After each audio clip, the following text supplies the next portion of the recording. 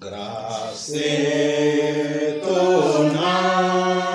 auquel tout son me sauve malheureux.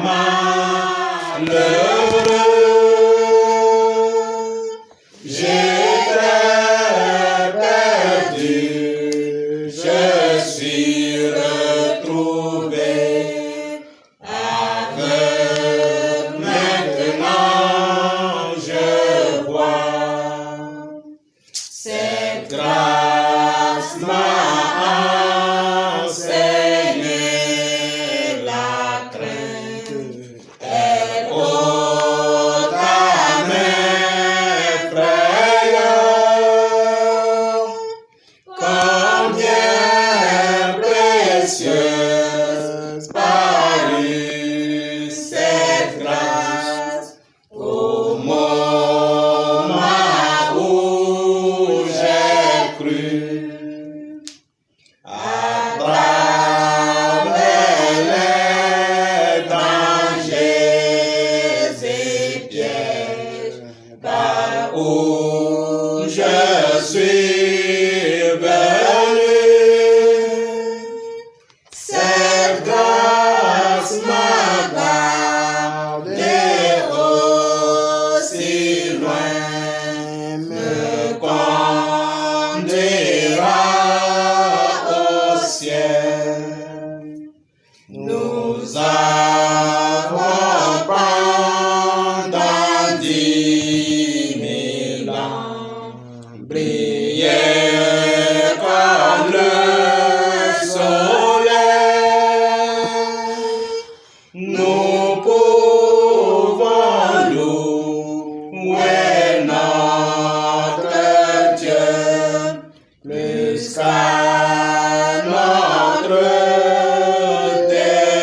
début. Bonjour, chers frères et sœurs en Christ.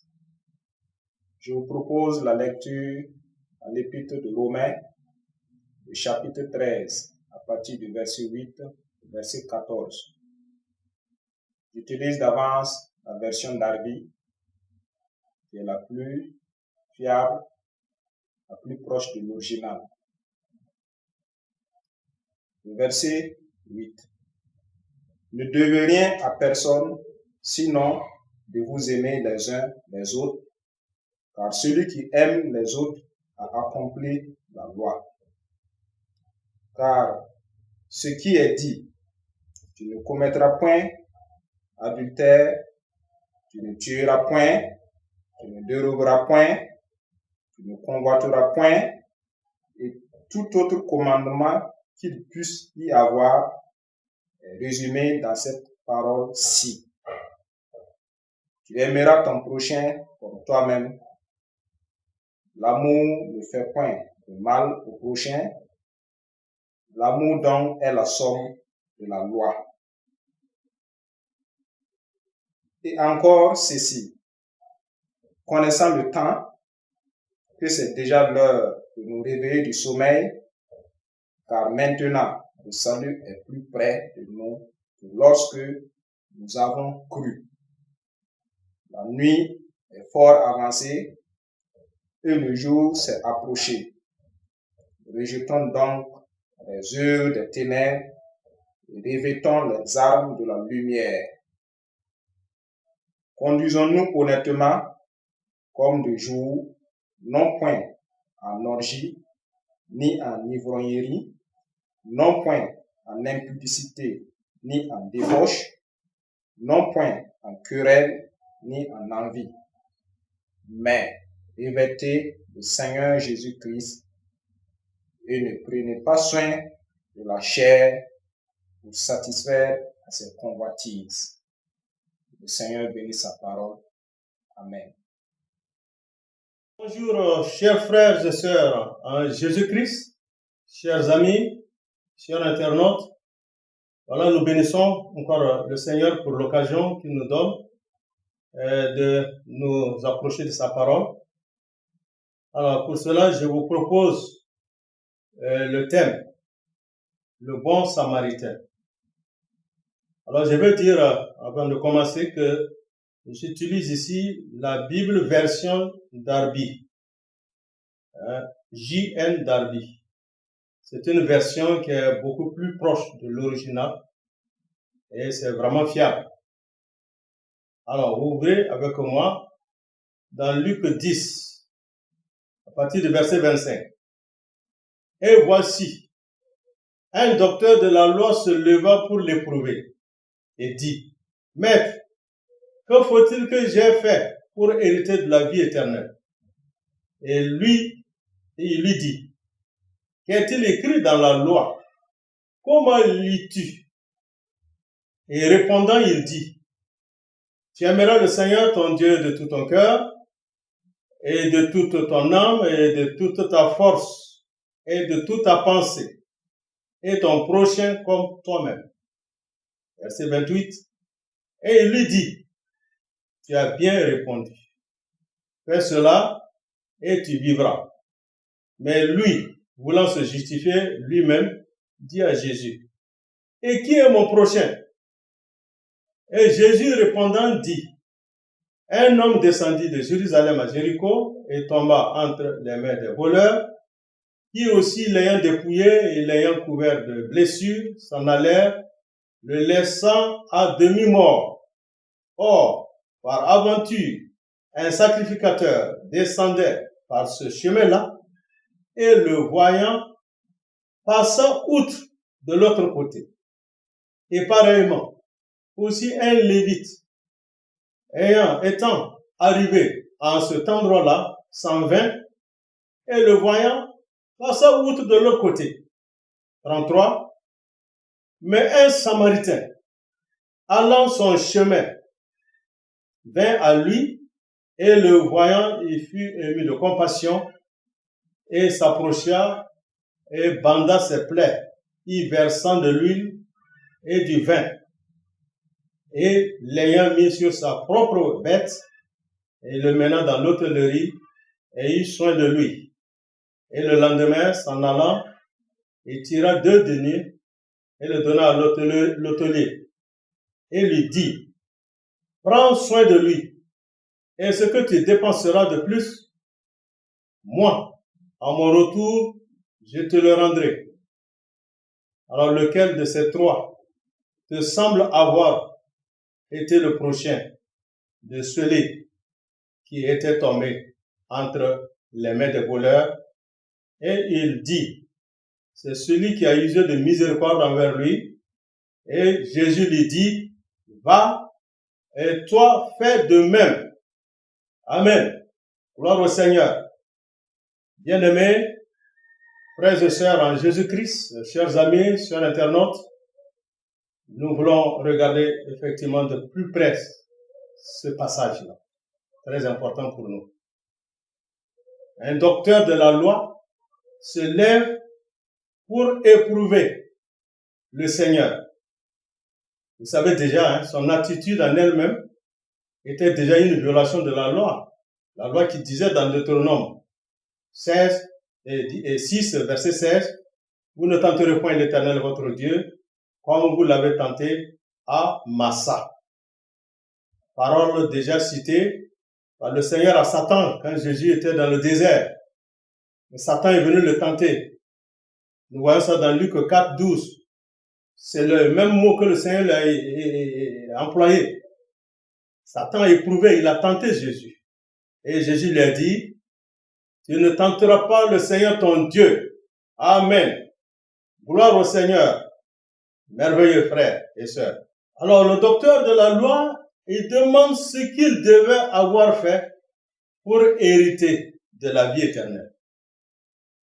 On ne fait rien pour hériter la vie éternelle. La vie éternelle se reçoit. C'est dans la personne de Jésus-Christ.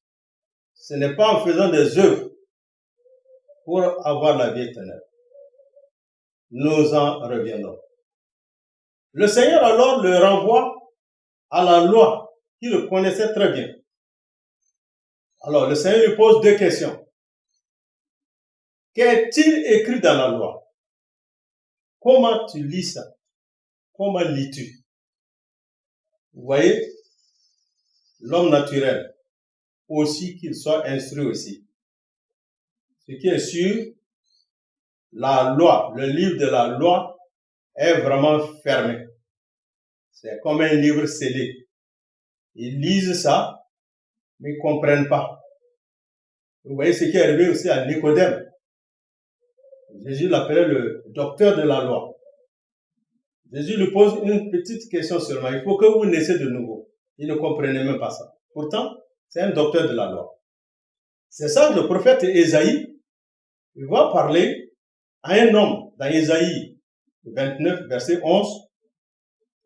Et il dit là-bas, et la vision de tout, c'est-à-dire toute vision, vous sera comme les paroles d'un livre scellé qu'on donne à quelqu'un qui sait lire en disant, lis ceci, je te prie. Et il dit, je ne puisse car il est scellé. Verset 12. Et on donne le livre à celui qui ne sait pas lire en disant, lis ceci, je te prie. Et il dit, je ne sais pas lire. Alors donc nous voyons ici deux sortes de personnes. L'un, il est bien instruit. Il lit le livre, mais il ne peut pas lire. L'autre, lui, il ne connaît même pas lire. Il ne connaît pas. Mais on lui donne de lire. Et il dit que lui ne sait pas lire. Donc c'est ainsi la loi. Alors, l'homme est vraiment bien obligé de reconnaître que le livre est scellé et qu'il ne le sait pas. Amen. Gloire au Seigneur. Mais pourtant, le docteur de la loi, il connaissait le texte très bien du commandement divin. Et il en résume même le contenu d'une manière très remarquable. D'abord, il voit l'amour pour Dieu et ensuite l'amour pour son prochain. Voilà. Deutéronome 6, verset 5 nous dit, et tu aimeras l'Éternel ton Dieu de tout ton cœur et de toute ton âme et de toute ta force.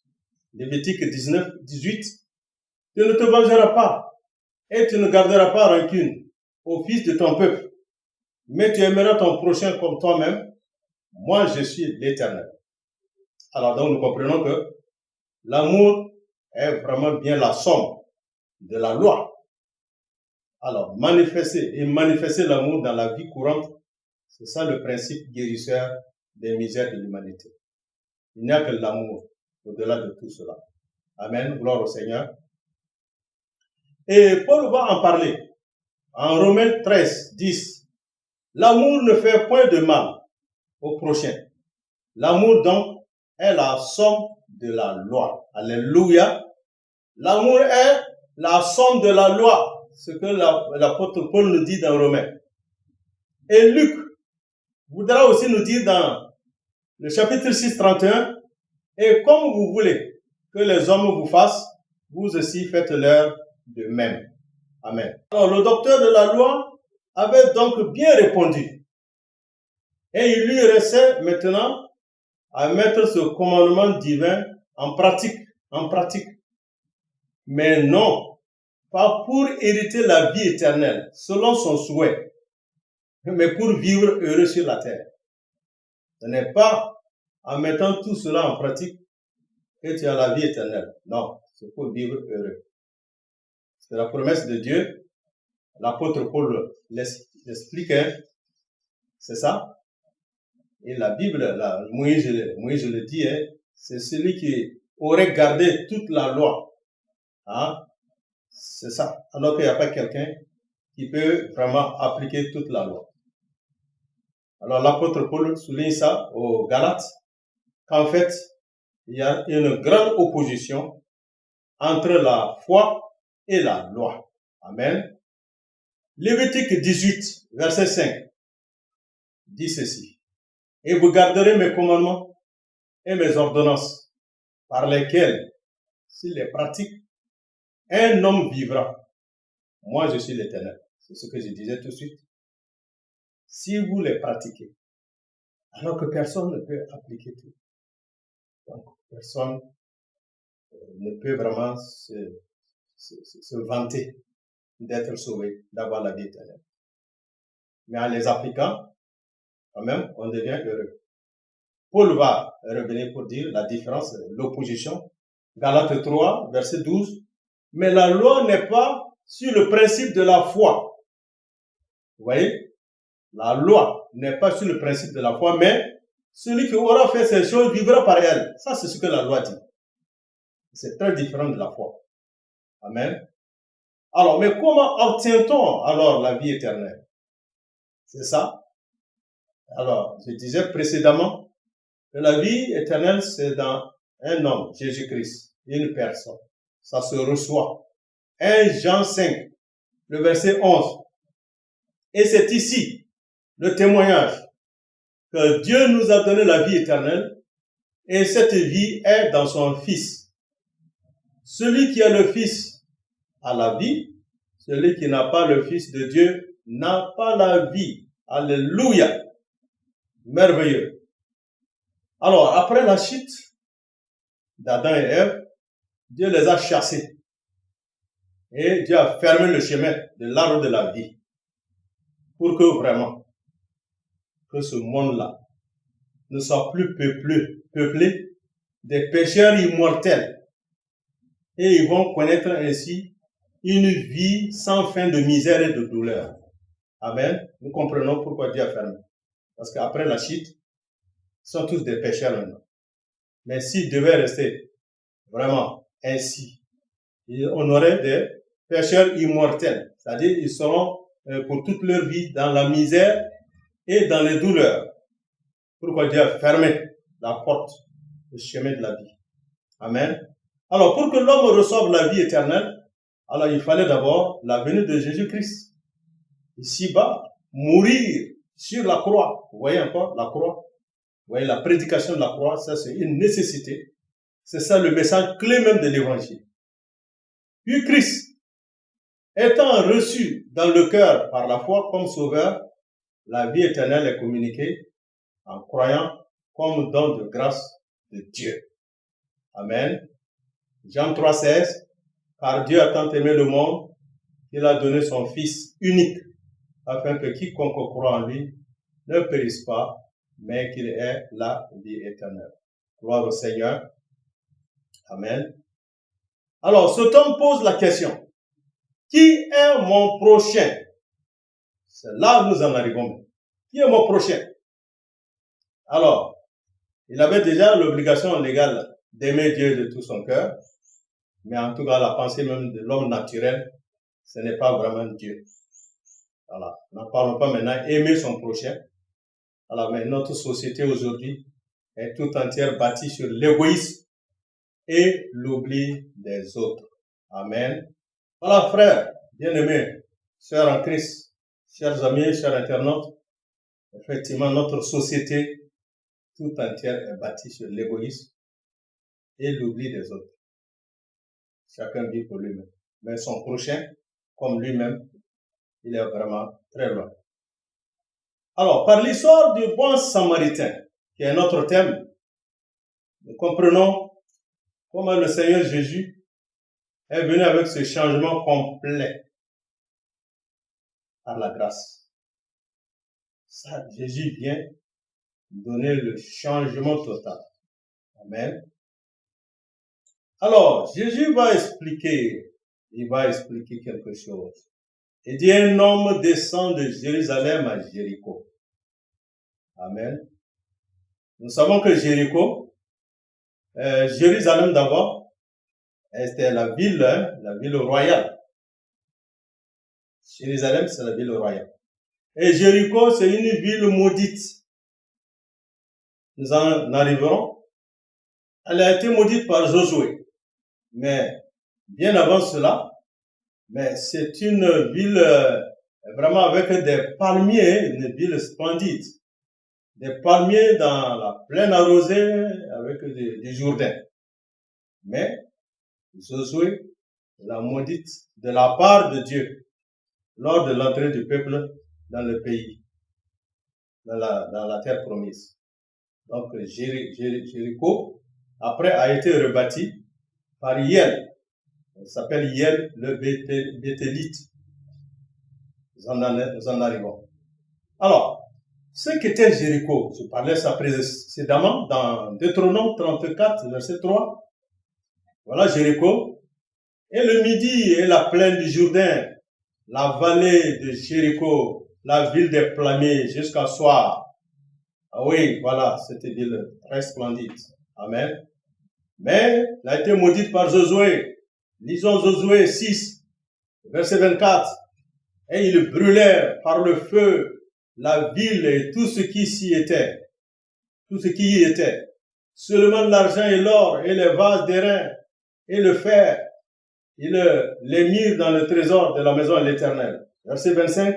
Et Josué conserva la vie à Rahab, la prostituée, et à la maison de son père, et à tous ceux qui étaient à elle, et elle a habité au milieu d'Israël jusqu'à ce jour, car elle avait caché les messagers que Josué avait envoyés pour explorer Jéricho. 26. Et Josué jura en ce temps-là, disant, maudit soit devant l'Éternel l'homme qui se lèvera et bâtira cette ville de Jéricho. Il la fondera sur son premier-né et en posera les portes sur son plus jeune fils. Amen. Voilà maintenant Hiel qui vient pour rebâtir Jéricho.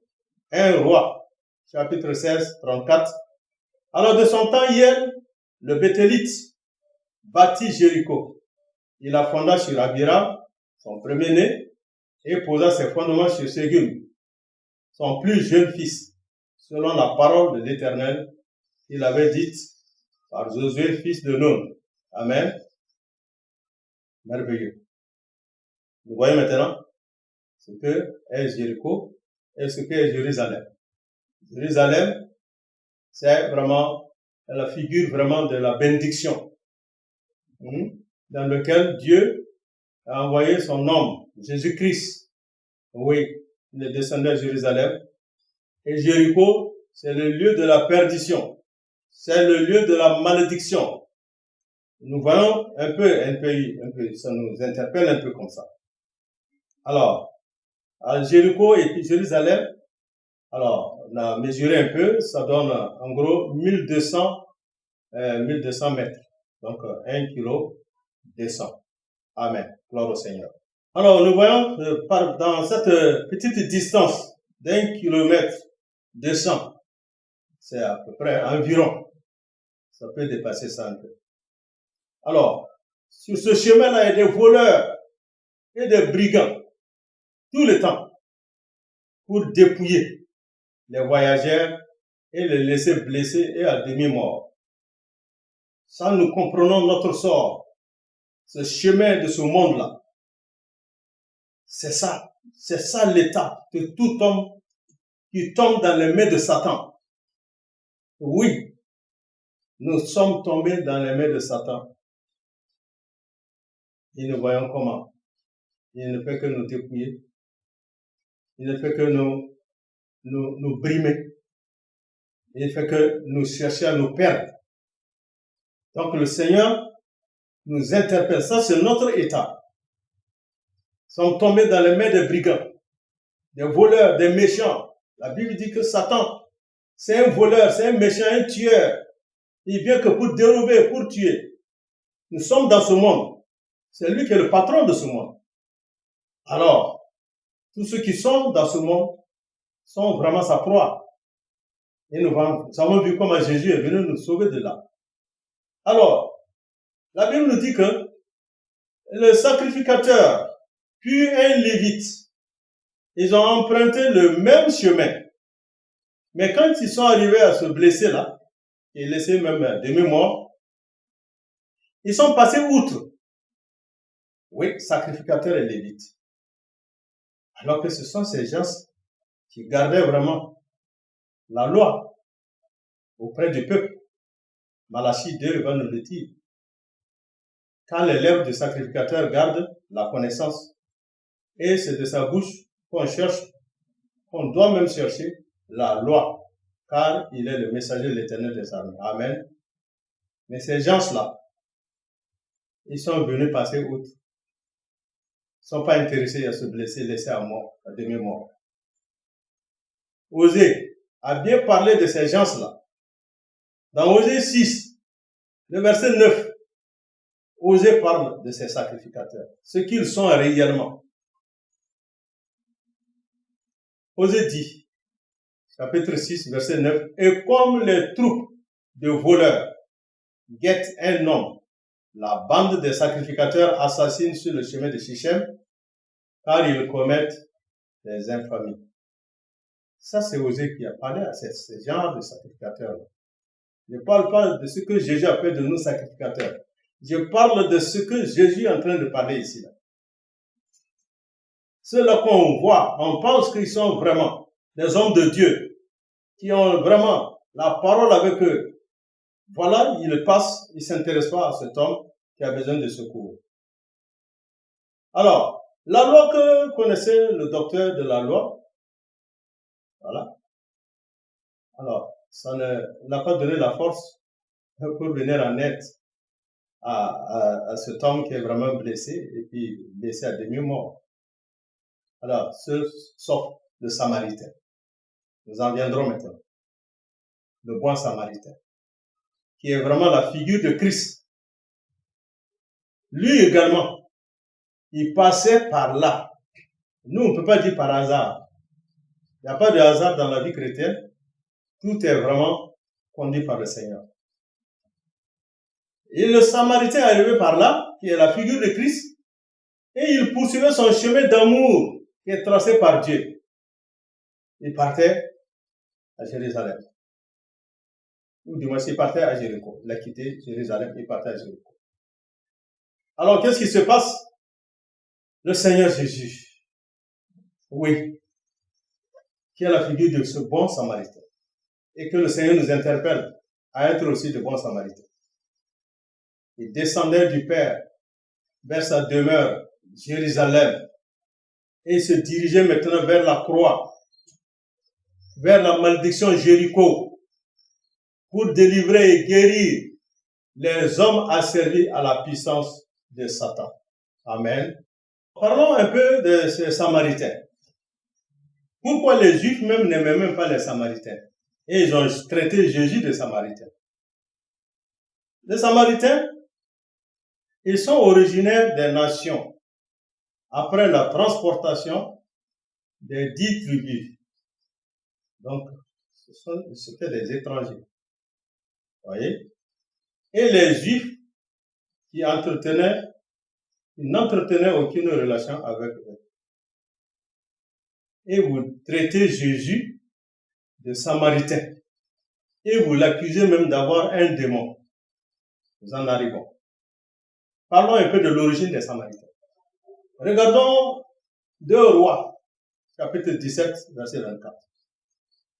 Et le roi d'Assyrie,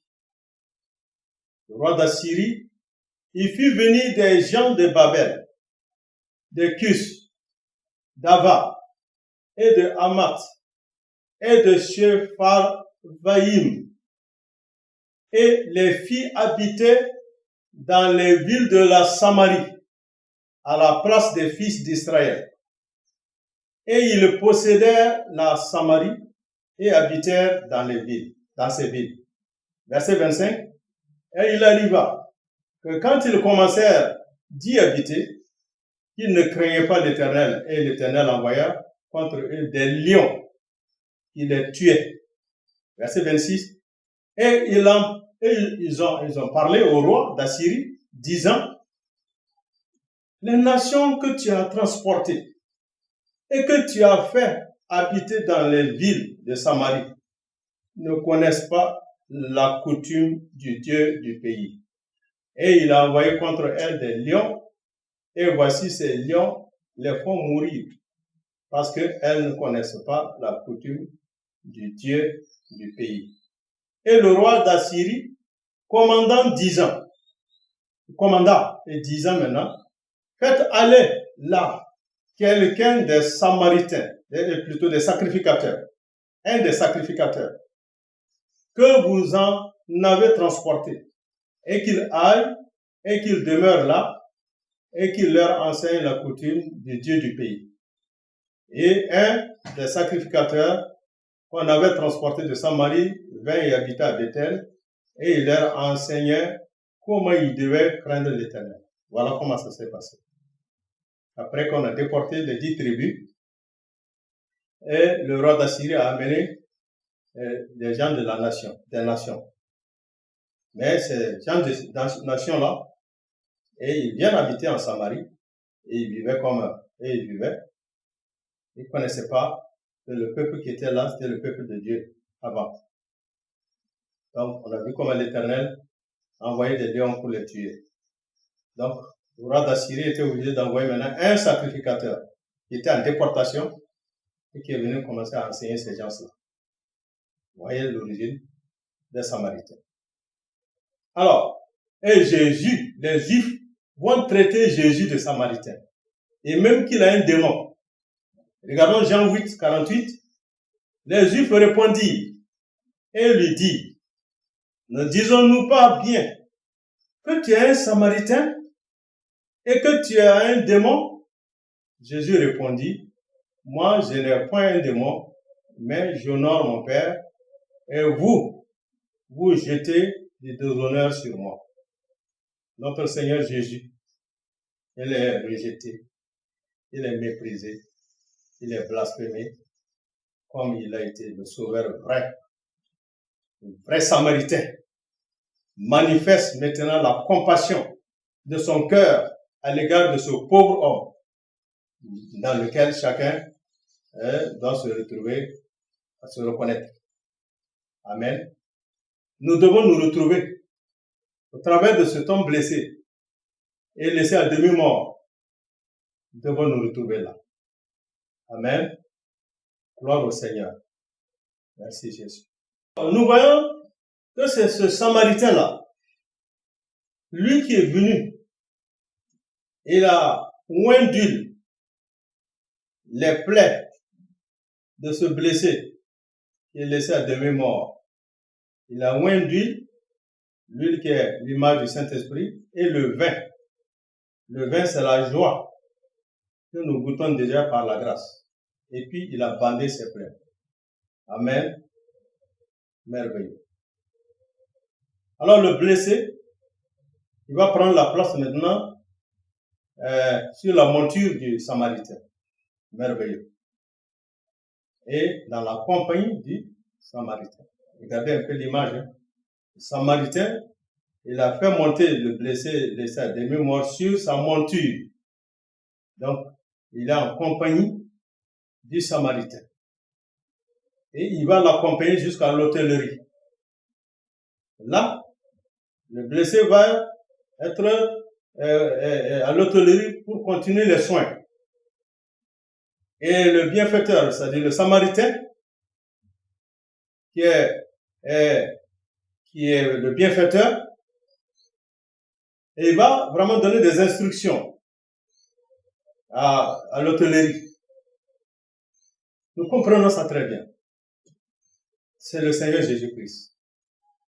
L'hôtellerie, c'est l'endroit où l'on prend soin de ce blessé, de celui qui est vraiment dépouillé, de celui même qui est mourant. Ça donne l'image de l'assemblée sur la terre, où les hommes, les âmes sont accueillis pour être convertis et puis jouir du secours vraiment du Saint-Esprit, l'Esprit de Jésus-Christ. C'est ça l'hôtellerie, ce que ça donne une image comme ça. Vous avez vu le Samaritain? Il a amené le blessé à l'hôtellerie. Jésus, après nous avoir sauvés, il nous a laissés dans son assemblée. C'est pourquoi il dit, je bâtirai mon assemblée. Et les portes de séjour ne prévaudront pas contre elle. C'est pour accueillir des âmes converties. C'est pour avoir les soins du Saint-Esprit. Les soins de l'Esprit de Jésus-Christ. Amen. Amen. Paul va en parler dans Philippiens 1, 19. Car je sais que ceci me tournera à salut par vos supplications et par le secours de l'Esprit de Jésus-Christ. Amen. Nous sommes aux soins de l'Esprit de Jésus-Christ. dans son assemblée. Je parle de la véritable assemblée. C'est pas les assemblées soi-disant aujourd'hui, les églises où on dépouille les gens. Où on dépouille les gens, on blesse les gens, on tue même les gens. Ah oui, je ne parle pas de ces assemblées. Je parle de la véritable église de Jésus. Il dit qu'il l'a bâtie. Et c'est là l'hôtellerie. Arrivé là-bas, nous avons vu ce que le Seigneur a fait. Il dit que lui prend toutes les charges. Il prend toutes les charges et la subsistance de blessé. D'abord, il va tirer 2 deniers. 2 deniers, c'est-à-dire le salaire de 2 journées. Il va donner à l'hôtelier. Alléluia. Et ce temps d'absence, le Samaritain, ce sera aussi un peu court. Alors, il dit que à son retour, lui, il va vraiment prendre en compte tout ce qu'on dépensera sur le blessé. Alléluia. Nous comprenons un peu maintenant notre situation. Ce merveilleux Jésus, qui est vraiment représenté ici comme le Samaritain, qui a quitté Jérusalem pour aller à Jéricho, à la croix, la malédiction, pour aller vraiment sauver, pour aller guérir, pour aller délivrer. Le voilà ici. Après qu'il a fait tout cela, il nous confie dans son assemblée. Il nous place maintenant dans sa maison, qui est la véritable assemblée. Gloire au Seigneur. Alléluia. Alors, nous comprenons très bien que c'est un récit qui nous concerne.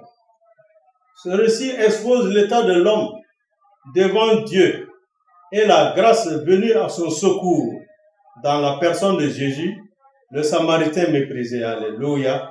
Nous voyons notre situation maintenant, bien-aimés, frères et sœurs, amis et chers internautes. C'est notre état comme ça. Et Jésus, Dieu lui-même est venu par Jésus-Christ à notre secours, comme il le représente ici, le Samaritain. Alors Jésus va demander au docteur de la loi, il va l'inviter à reconnaître, alors parmi ces 3-là, le sacrificateur, le lévite et le samaritain, c'est lequel qui a été le prochain de l'homme qui est tombé entre les mains des voleurs.